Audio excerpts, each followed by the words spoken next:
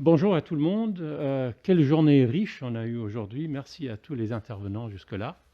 Et j'ai vraiment hâte d'entendre ces deux communications sur les méthodes instrumentales. Les méthodes instrumentales, évidemment, à première abord, je vais enlever ça, apparemment on a le droit si on est ici. Voilà, c'est mieux.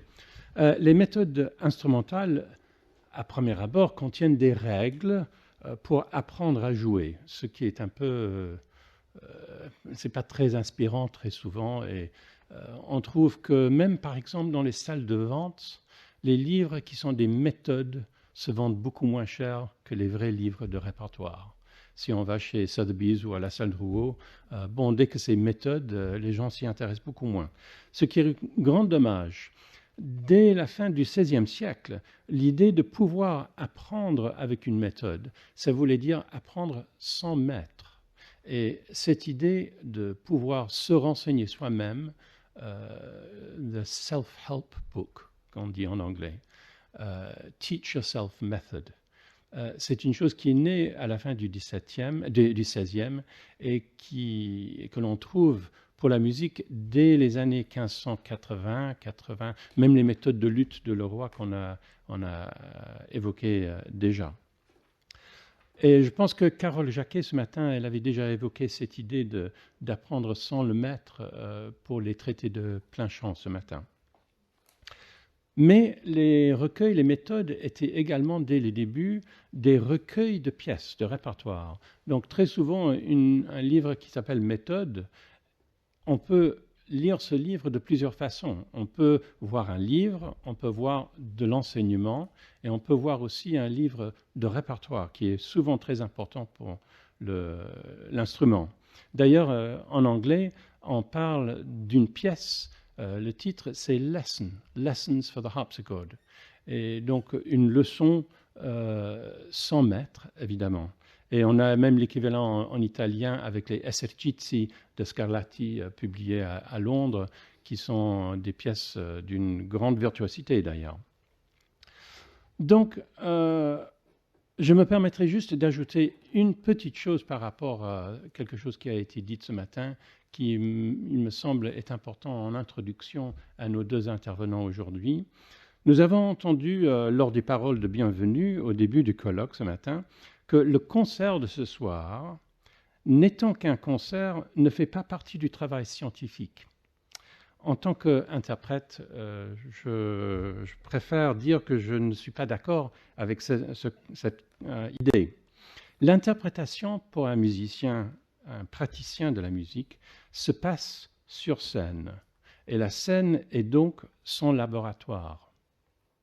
Il faut bien comprendre cette idée, je pense. C'est l'endroit où on peut faire de nombreuses expérimentations, des tests, des tentatives. Le concert est une façon de transmettre la musique, oui, mais l'interprétation est toujours modifiée en permanence à la lumière de ce travail en laboratoire scénique. Donc j'aimerais bien que nous soyons tous d'accord sur le principe scientifique des concerts. Et c'est pour ça que c'est très important que nos deux intervenants sont en effet des musiciens pratiques, des spécialistes de leurs propres instruments. Et à la lumière de leur approche instrumentale, nous allons pouvoir voir les choses qu'ils vont nous dire sur leur propre traité sur la mandoline et sur le piano surtout. Donc, sans autre introduction, vous pouvez lire les résumés biographiques dans le programme. Nous commençons par la mandoline. Merci. Donc bonjour, je remercie le comité d'organisation et le comité scientifique de me donner l'occasion de vous parler aujourd'hui et de vous présenter quelques considérations autour du thème de la transmission du savoir musical et de l'interprétation historiquement informée à partir de la critique des sources écrites et des traités.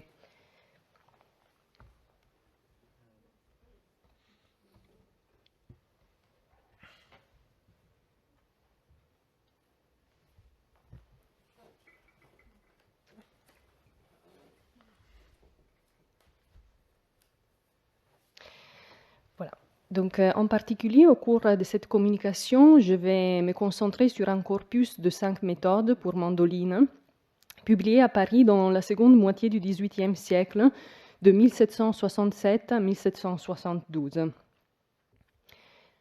Ces méthodes revêtent une importance particulière pour la mandoline car elles constituent les premiers ouvrages spécifiquement conçus pour l'apprentissage de cet instrument. Il s'agit d'ouvrages mixtes, donc qui contiennent également, à côté du texte pédagogique, de nombreuses pièces musicales de difficulté croissante qui demandent parfois à l'interprète une maîtrise technique de haut niveau. Ces méthodes ont jeté les bases pour le développement de la technique moderne de l'instrument, en recueillant de façon systématique toutes les différentes techniques de jeu de la mandoline, notamment celle de la main droite. Elles constituent donc une source d'information très importante à l'égard d'une approche historiquement informée du répertoire de la mandoline au XVIIIe siècle.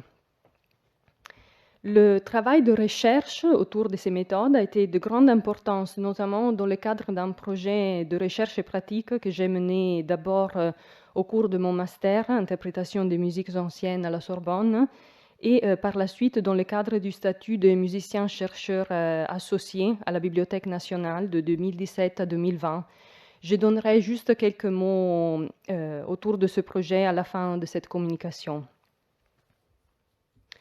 Donc, la plupart de ces méthodes sont en fait destinées à la mandoline du type napolitain, un instrument à 4 chœurs, donc cordes doubles, accordé par Kant, qui était particulièrement en vogue à Paris dans la seconde moitié du XVIIIe siècle.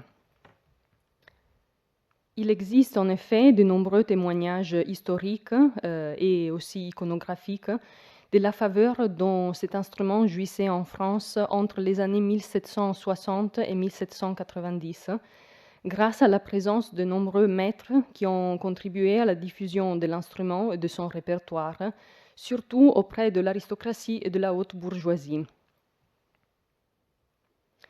L'autre type de mandoline accordée par carte, appelée aussi mandola ou mandoline lombarde, était un peu moins connue en France dans ces années-là, même si elle avait quand même un certain nombre d'amateurs, comme l'affirme d'ailleurs Jean Fouquet, l'auteur de l'une de ces méthodes, publiée en 1770.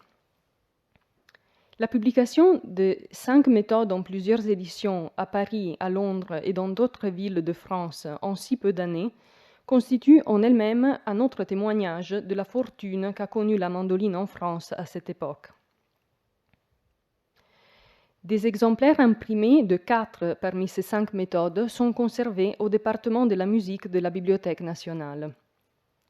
En particulier, 3 exemplaires, dont un exemplaire annoté de la méthode de Gabriele Leone, un mandoliniste virtuose actif à Paris et à Londres entre les années 1760 et 1790, ainsi qu'un exemplaire de la méthode de Jean Fouquet, un élève de Leone, et des 2 premiers volumes de la méthode de Pierre Denis sont conservés au département de la musique. En outre, un exemplaire aussi de la méthode de Michel Corrette, qui faisait partie de la collection Thibaut de Chambure et qui est aujourd'hui au département de la musique aussi. En outre, des sonates manuscrites pour mandoline, ainsi que des recueils imprimés de sonates pour mandoline et basse continue des mêmes auteurs, font également partie des collections du département de la musique. Un bon nombre de ces méthodes s'adressent en fait à un public d'amateurs qui pratiquent déjà un instrument tel que le violon ou, dans une moindre mesure, le par-dessus de viol, en raison de l'accord identique à celui de la mandoline napolitaine ou alors de la mandoline lombarde dans le cas du par-dessus de viol. C'est par exemple le cas de la méthode de Michel Corrette, intitulée « Nouvelle méthode pour apprendre à jouer en très peu de temps la mandoline », où les principes sont démontrés si clairement que ceux qui jouent du violon peuvent apprendre d'eux-mêmes. Ou encore la méthode de Gabriele Leone, qui porte elle aussi le titre « Méthode raisonnée pour passer du violon à la mandoline et de l'archet à la plume ». Tout comme d'autres œuvres, tant des méthodes que des collections de sonates pour mandoline publiées à cette époque, la méthode de Gabriele Leone est elle aussi dédiée à un personnage de la haute société de l'époque, le duc de Chartres, futur Philippe Égalité, père du roi Louis-Philippe. Amateur de musique, dont Leone va devenir le maître de mandoline au cours des années 1760. S'agissant d'une méthode pour passer du violon à la mandoline, pour la plupart des aspects liés à la technique de la main gauche, la méthode de Leone renvoie directement aux méthodes de violon, en se limitant à donner seulement quelques repères techniques valables plus spécifiquement pour la mandoline. À titre d'exemple, Leone décrit une technique particulière qui demande au mandoliniste de jouer 2 notes différentes sur les 2 cordes d'un même pair. Donc, cette technique, qui est indiquée par exemple dans cet extrait avec la ligne ondulée, demande une habileté considérable et a été ensuite utilisée seulement sporadiquement au cours du XXe siècle. Des indications très précises sur la façon de tailler les plumes d'oiseaux, notamment d'autruche ou de corbeau, pour en obtenir des plectres, sont données dans tous ces ouvrages. Dans les cas des cordes, en outre, ces méthodes constituent la source d'information la plus complète et précise dont nous disposons aujourd'hui. La position des jeux, le type de plectre des cordes utilisées sont décrits en détail dans tous ces ouvrages qui donnent parfois des indications légèrement différentes sur la meilleure position des jeux adoptés tant pour les hommes que pour les femmes. Il est également intéressant de remarquer comment ces méthodes s'adressent parfois de façon très ciblée à un public féminin, comme dans le cas de la méthode de Giovanni Battista Gervasio intitulée « Méthode très facile pour apprendre à jouer de la mandoline à 4 cordes, instrument fait pour les dames ». En effet, la mandoline était considérée comme un instrument particulièrement adapté aux jeunes femmes de l'aristocratie et de la haute bourgeoisie. Non seulement en effet, la position des jeux était élégante et gracieuse, et donc appropriée aux jeunes femmes, mais cet instrument représentait en lui-même un objet exotique et à la mode, une sorte d'ornement. Là, nous voyons le très beau tableau portrait de Madame Pompadour à son métier à tapisserie avec le détail de la mandoline en bas à droite, sur la droite. Outre l'enseignement de la technique de l'instrument, l'une de ces méthodes, celle de Pierre Denis, propose également, dans la 3e partie, une manière facile de s'accompagner soi-même en chantant et de broder les passages d'un air. Elle montre notamment plusieurs façons d'improviser des simples accompagnements de mandoline sur des airs très connus chantés à la comédie italienne.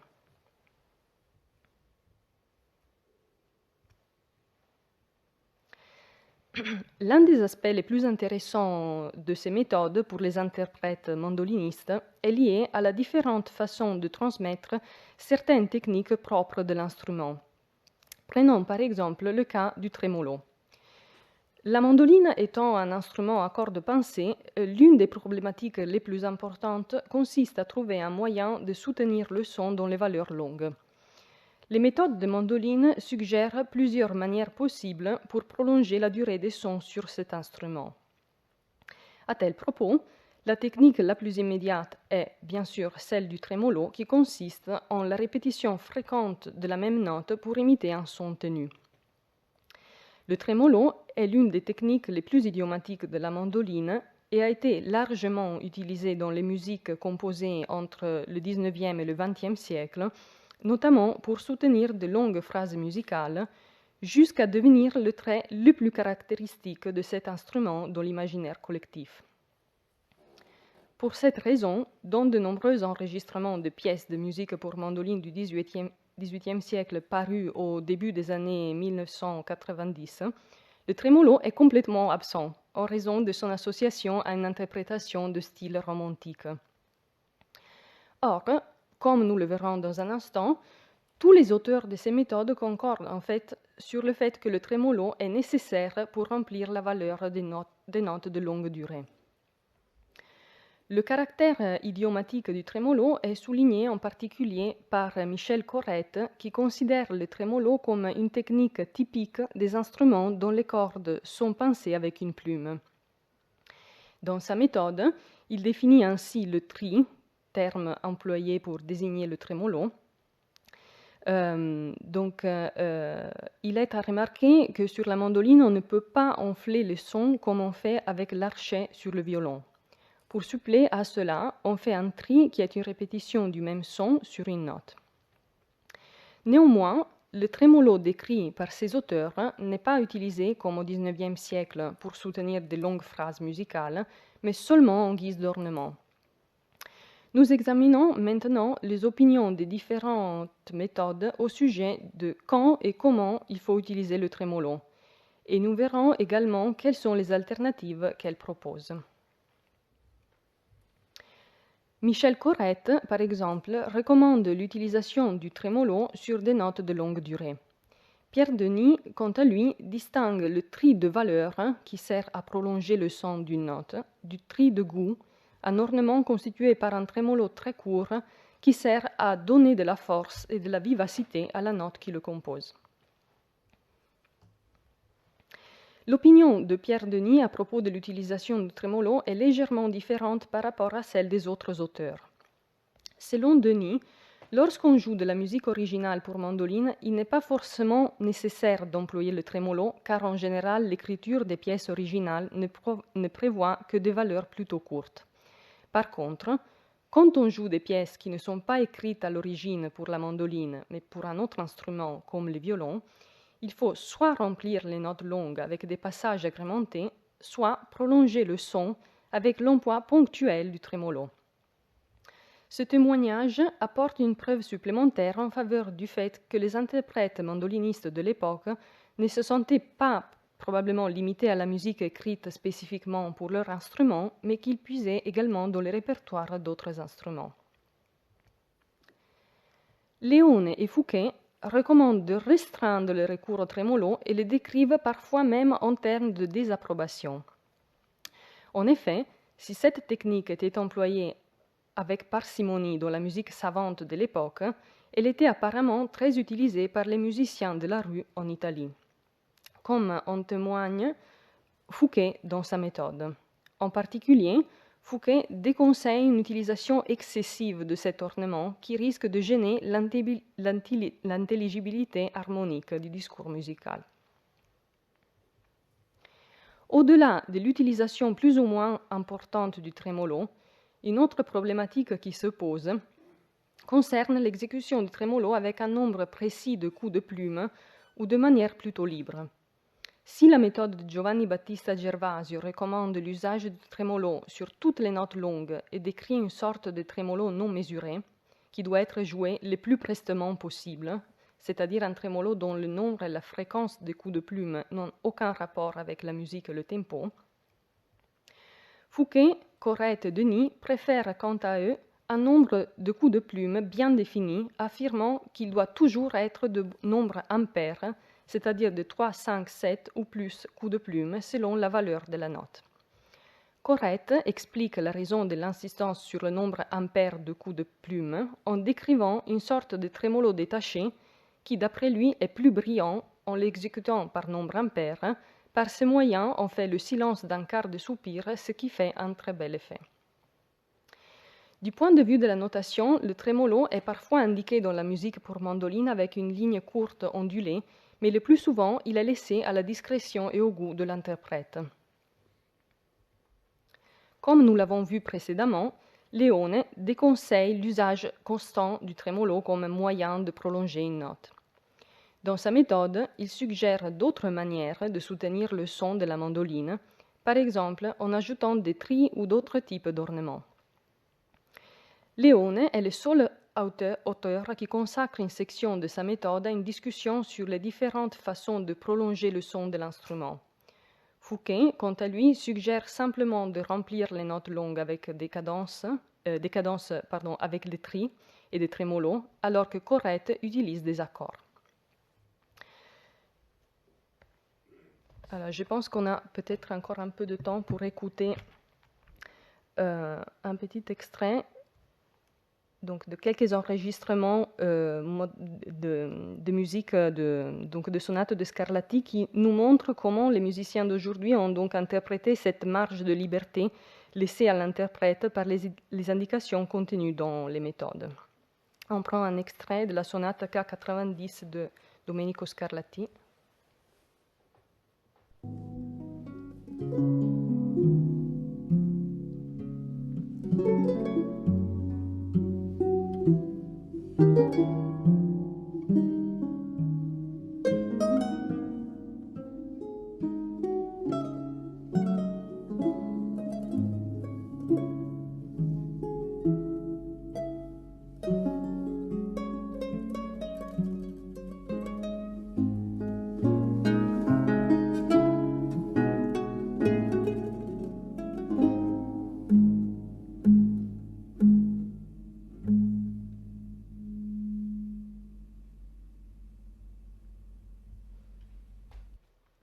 Ça, c'était Duilio Galfetti avec Luca Pianca, dans une version très épurée et où le trémolo est totalement absent. On écoute maintenant une autre version.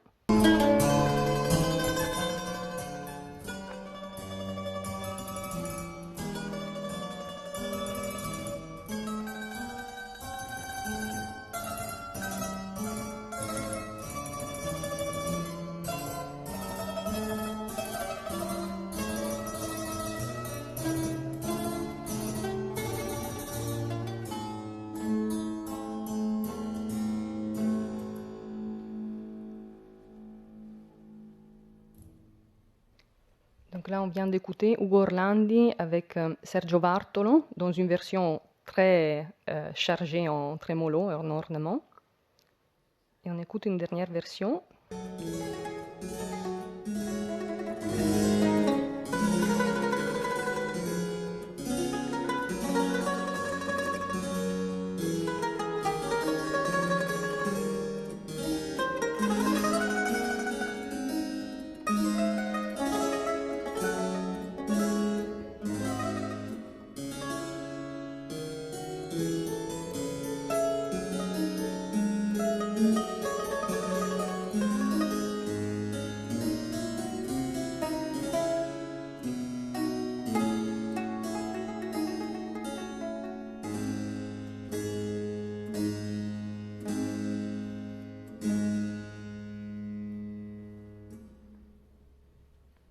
Et donc la dernière version, c'était Mauro Squillante avec Raffaele Vrenna.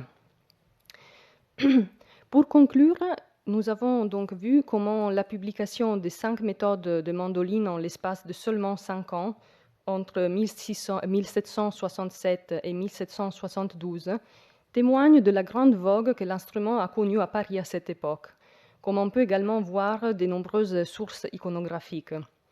Nous avons également parlé de l'importance de ces méthodes qui réunissent de façon systématique toutes les différentes techniques de jeu qui étaient utilisées à l'époque et qui constituent aujourd'hui une source d'information très importante pour les interprètes.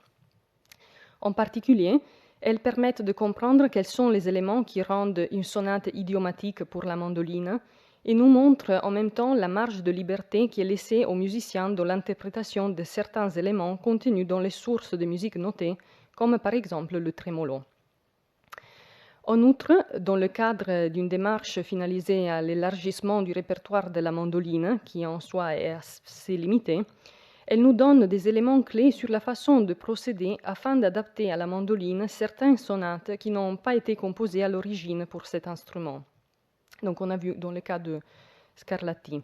À propos de ce dernier aspect, je voudrais ajouter juste 2 mots sur la valorisation de cette recherche.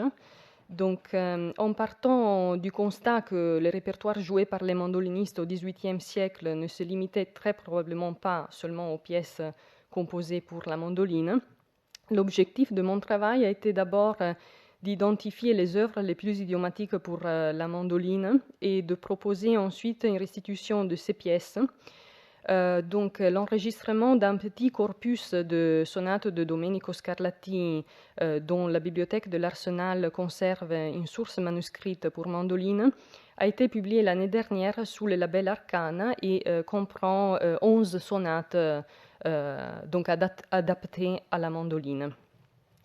Ce programme a également fait l'objet d'un concert de l'ensemble Pizzicar Galante, composé de Romain Falic, Daniel De Moraes, Fabio Antonio Falcone et moi-même aux mandolines baroques, dans le cadre de la série Les Inédits de la BNF, ici au Petit Auditorium, à l'occasion de la sortie du disque. Et enfin, un prochain projet autour du répertoire de sonates pour mandoline publié à Paris au XVIIIe siècle est actuellement en préparation avec un enregistrement qui est prévu, on espère, au cours de l'été prochain. Je vous remercie.